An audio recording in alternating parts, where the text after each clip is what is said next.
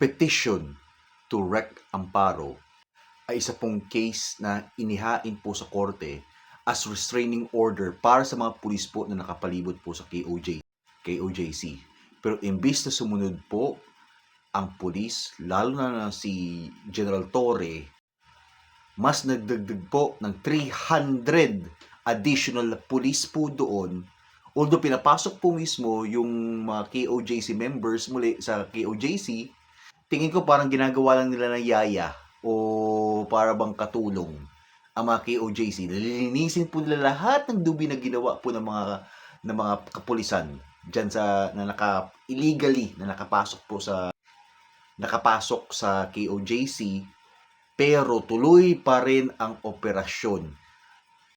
Dahil po magsistay sila dyan kasi ang sabi po mismo, kinakailangan i-uphold po nila ang human rights. Okay? Pamilyar sa akin yan. Di ba pang international ICC yan, di ba? Ayaw nga pala, no, may mga American na mga Green Beret pala dyan sa KOJC. Ano nga pala sila? Di ba sugo sila sa FBI? Ayaw nga pala, I forgot. I-check nyo pala guys sa Wikipedia saka sa internet. Ang FBI pala guys is licensed to kill. At ang pinaka-early nila na biktima mismo sa license to kill nila ay isa pang pastor, Christian pastor ha. Alam mo ko sino? Martin Luther King.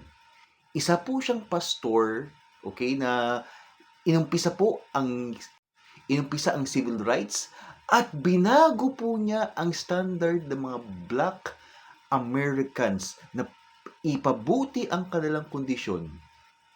Parang katulad na kay Pastor Kibuloy ba? Di ba gusto niya na pataasin ang condition, di ba, ng mga lahat ng Pilipino sa pagsuporta niya kay Tatay Duterte at sa lahat ng mga Duterte?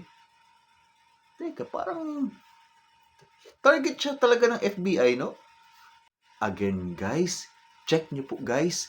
FBI, founded by Edgar Hoover, okay, ay may license to kill. License to kill. Anyway, i-check niyo po muna ito na picture na to guys. Ito sinabi po mismo ni presidente natin na okay lang raw kahit na magstay pa ang mga pulis dyan at labagin nila ang Constitution, labagin nila ang Supreme Court, at labagin nila ang human rights natin. Kasi bakit? Martial law na kasi. Sa martial law, walang human rights, walang constitutional rights, at walang freedom of expression, freedom of speech.